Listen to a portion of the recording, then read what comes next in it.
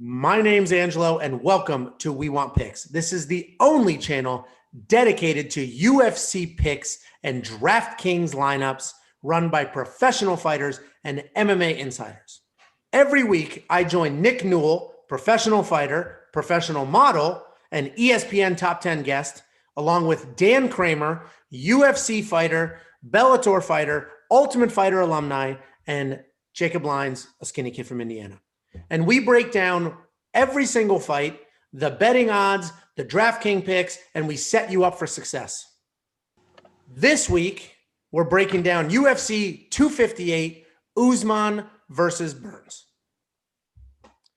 So next up on the UFC 258 fight card, we have a late-ish edition. This fight was just added the other day. We have Andre Ewell versus Chris Gutierrez. We don't have DraftKings dollars yet because this fight was just added recently. This is another interesting fight. So Andre was supposed to fight Cody Stamann last week. Great wrestler. So he's been preparing for a great wrestler. That fight fell through. Actually, it fell through because Andre tested positive for COVID, but then he had a couple negative tests. So apparently it was a false positive, or it was right at the tail end of positive. And now he's fighting a striker in Chris Gutierrez. So how much does that matter? Does that matter at all? I'll go right back to you, Nick. Does it matter that Andre Ewell has been preparing for a wrestler for presumably 6 weeks or so, got dropped from a fight? Now, a week later, he is going to fight, and he's fighting a striker.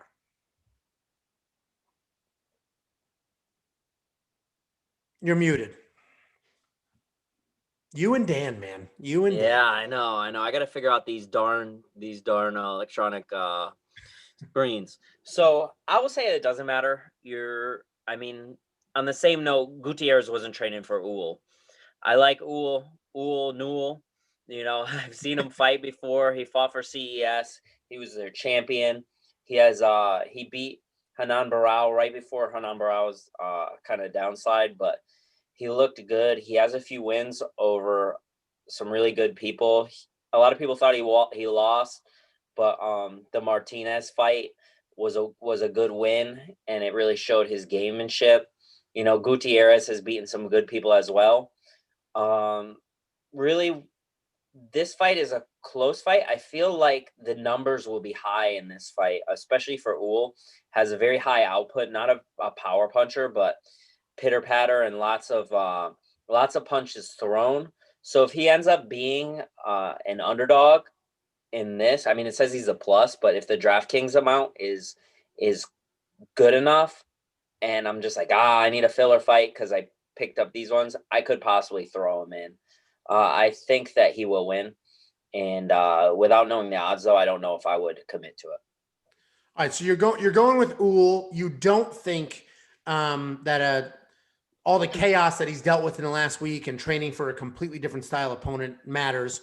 So you're going to go Ewell, and you're waiting to see DraftKings what they value him at to see if he'll go in your lineup. So I'm just going to jump right to the next professional fighter. So I'm going to go to you, Dan. But before I do, I personally think not so much the fight camp switch up, right? I don't think it's that big of a deal if you're training for a grappler and you end up with a striker.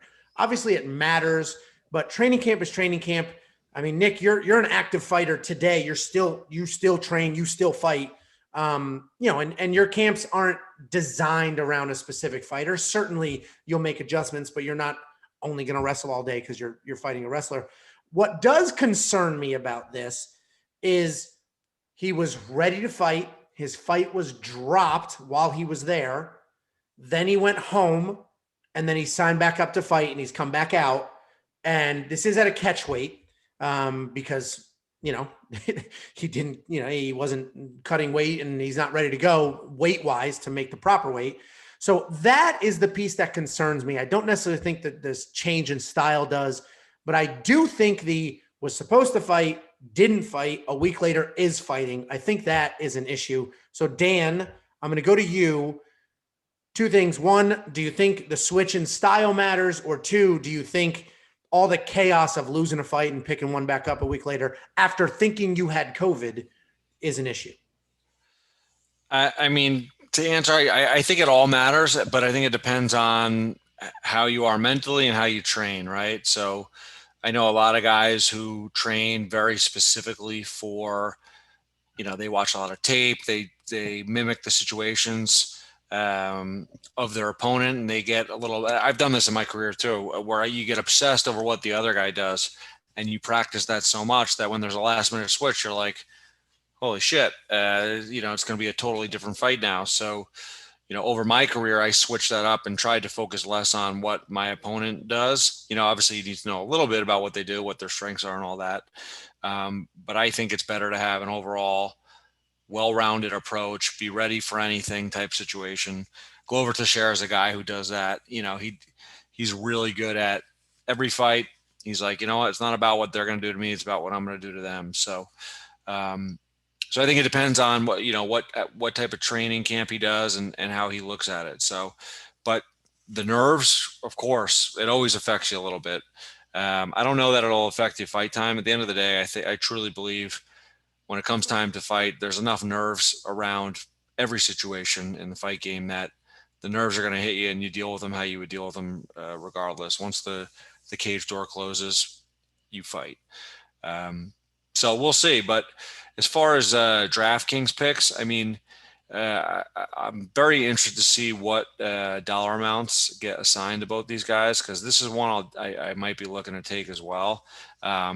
Gutierrez, I mean, from what I've seen, he throws some nasty leg kicks.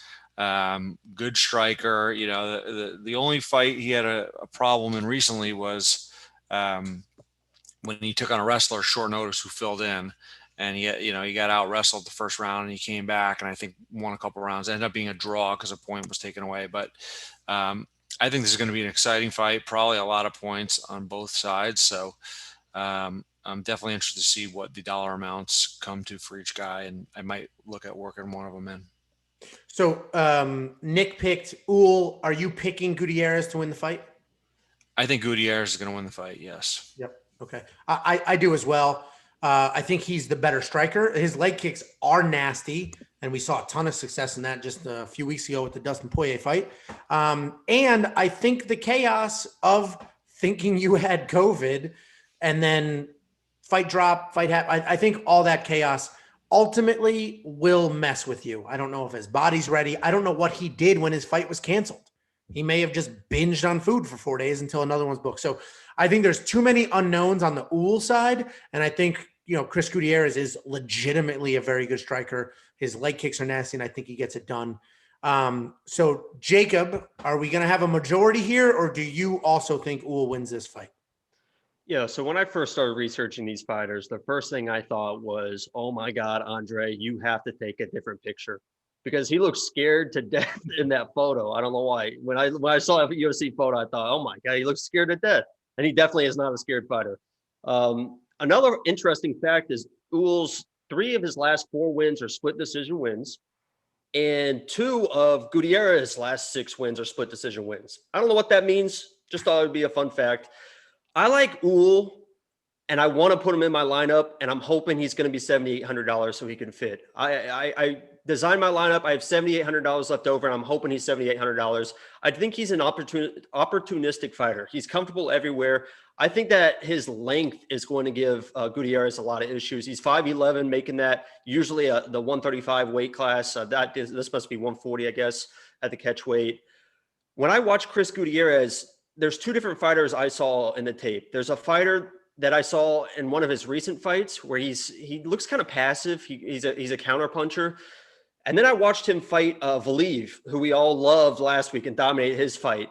And he was aggressive. He fought Valiev to a decision, and it was a tough decision. He was marching forward. He was coming for us. He looked quick. But in these recent fights, for some reason, Gutierrez just doesn't look like that same fighter I saw against Valiev. So I think this comes down to which Gutierrez shows up. I don't disagree that he can win the fight, but I think Andre, with his length and his opportunistic fight file, he can go anywhere. I have Andre winning this fight, and I'm hoping that I can put him in my lineup as a $7,800 undervalue pick.